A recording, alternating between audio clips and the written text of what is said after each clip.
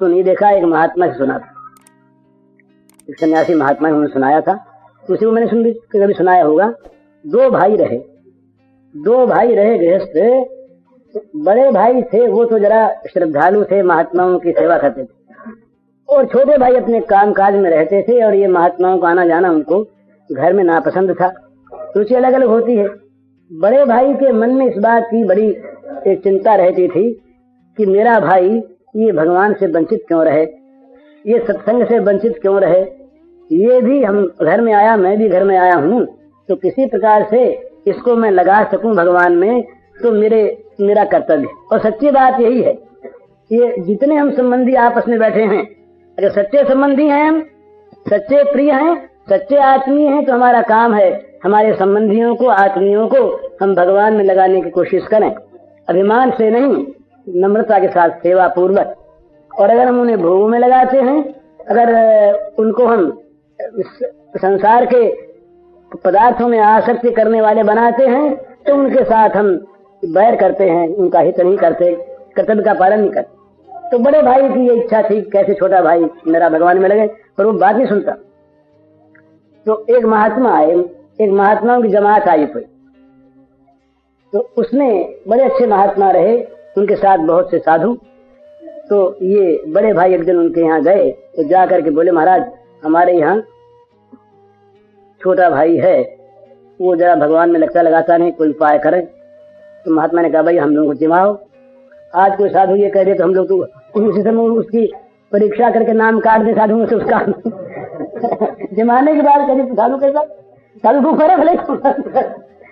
तो महाराज वो थे श्रद्धालु, वो बोले कि महाराज अच्छी बात, तो बोले एक काम करना होगा, हम लोगों को तुम ले जाओ, तो एक बाजा भेजो, बाजा बजता रहे और हम पीछे पीछे जाए, और जब लौटे तब भी बाजा बजे, इस तरह से ले जाओ, तो हम तुम्हारे भाई का उपाय करेंगे। अच्छी बात, बाजा मंगवा दिया गया, रसोई बनी, निमंत्रण तो हो ही गया था, बाजा भेज दिया गया, आदमी गए।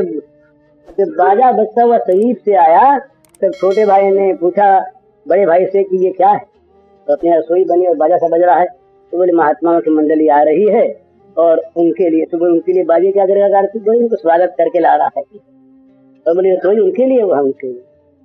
तो गुस्सा बहुत आया, पर बेचारे ने गुस्से को रोका, कहा ये भाई साहब हमसे नहीं ये देखा जाता, आप ताड़ेंगा, रात दिन कभी साधु कभी महात्मा कभी वो रात दिन का झंझट हमसे नहीं देखा जाता, हम नहीं बर्दाश्त करते। पर क्या करें, हम तो जाते हैं अंदर कोठरी में जाते हैं हम अंदर, और हम बस इसको अंदर से बंद कर लेते। जब वे साधु यहाँ से बाहर हो जाएं खा पी करके अपना, सब लोग थोड़े लोग आते हैं यहाँ पर सारा धन खराब करते हैं, निकल जाए जब यहाँ से, तब किवाड़ खिड़का दीजिएगा, हम दरवाजा खोल लेंगे, हम देखा नहीं जाता। तो अच्छी बात, वो अंदर घुस गया, किवाड़ बंद कर लिया अंदर से।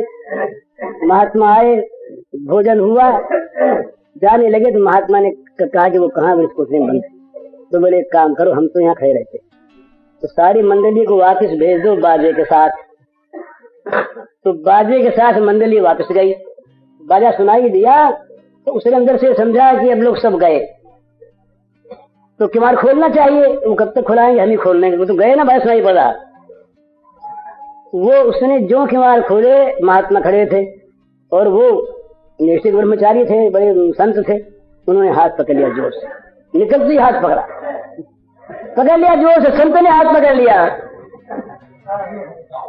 जोर से हाथ पकड़ लिया, तो छोड़ नहीं छोड़ते। अब वो बहुत अपनी कसम करे जोर लगाया, पर महात्मा के बल के सामने उसका बल काम दे नहीं, छूटा नहीं। अब छोड़ता है कि नहीं, तो बोले राम राम करके छोड़ो, बोल राम, नहीं बोलूं, नहीं बोलता, तो बोले नहीं छोड़ता, नहीं बोलोगे तो नहीं छोड़ूंगा। हैरान हो गया, बोले अच्छा राम छोड़ हाथ, बोले एक बात की प्रतिज्ञा कर ले तो छोड़ूंगा। बोले क्या, बोले इसको कभी बेचना मत, ये जो राम तुमने उच्चारण कैसे, कभी बेचना मत, छोड़ हाथ जल्दी से।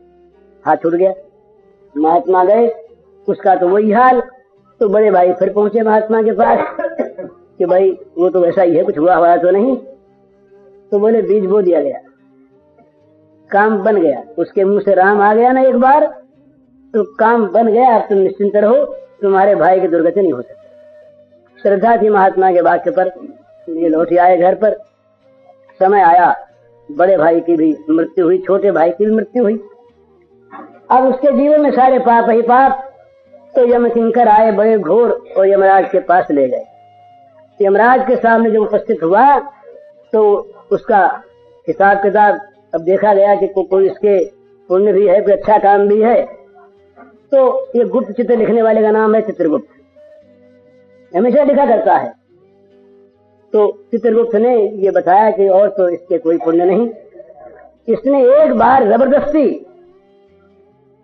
अपने मुंह से राम शब्द का उच्चारण किया है। ये तो यमराज ने सोचा कि छोटा सा है इसका पुण्य, पहले इसी को भुगता दे।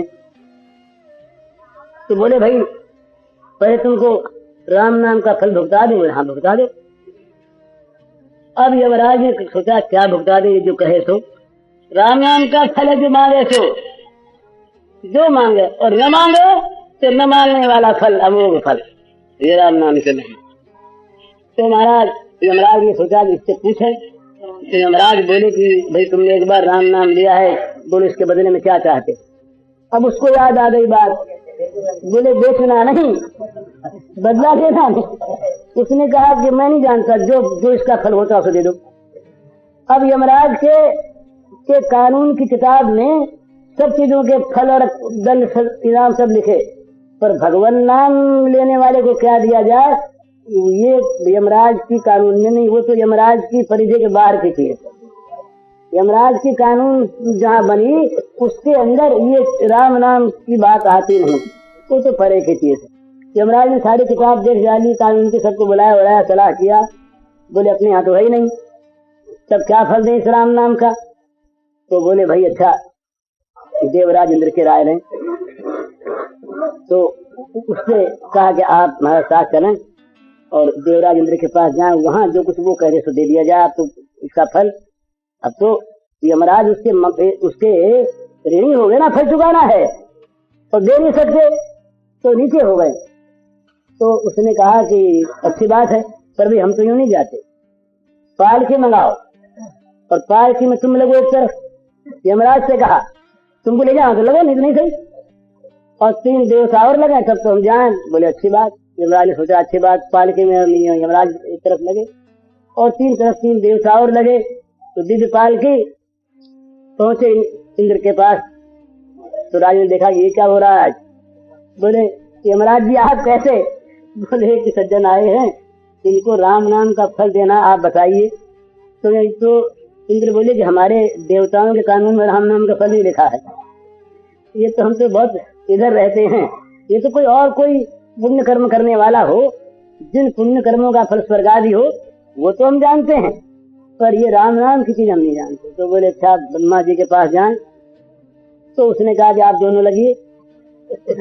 तो इंद्र लगे और यमराज लगे, पालकी उठाई, ब्रह्मा के पास पहुंचे। तो ब्रह्मा जी ने देखा कि ये तो आज नई चीज यमराज और देवराज ये दोनों लगे आ रहे हैं किसी को ढोए। तो स्वागत किया, उनका भी स्वागत किया। जिसको इंद्र ढोकर कहना कोई बड़े होंगे महाराज जया जी, क्या बात है। तो इंद्र ने कहा कि इस तरह से राम नाम का फल चाहता, राम नाम का फल आप बताइए।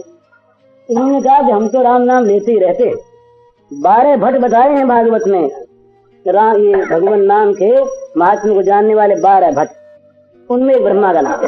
ब्रह्मा ने कहा हम तो लेते हैं और हमें फलवल का नहीं पता, फल तो अनंत है, बोले शंकर के पास जाए। तो तीनों लगे ब्रह्मा इंद्र और ये यमराज भगवान कैलाशपति के पास पहुंचे। वहां भी यही बात, वो तो कहे हम तो मग्न रहते हैं, हम तो एक ही राम नाम लेते हैं और हमें तो हजारों नामों का फल मिल जाता है, हम तो मौज से रहते हैं, हम नहीं जानते फलवल। तो बोले अच्छा फिर बोले विष्णु भगवान के पास चलो। तो 4 शिव जी ने कहा हम भी लगेंगे, वहां जाना है तो फिर हम क्यों बाकी रहें। तो चारों लगे और देव लोग वहां भगवान के वैकुंठ में पहुंचे। वैकुंठ में पहुंचे, बोले क्या बात, ये बोले राम नाम का फल चाहता, क्या फल मिले इसका। इसको उतारो नहीं थे, उतारा। बोले अच्छा इसको हमारी गोद में बैठा दो, बैठा दिया। बोले लौट जाओ, वो बोले महाराज फल बताओ ना। बोले फल हो गया ना, फल तो हो गया। ब्रह्मा रुद्र इंद्र और यमराज स्वयं लेकर के हमारी गोद में जिसको बैठा दें, ये राम नाम का फल है।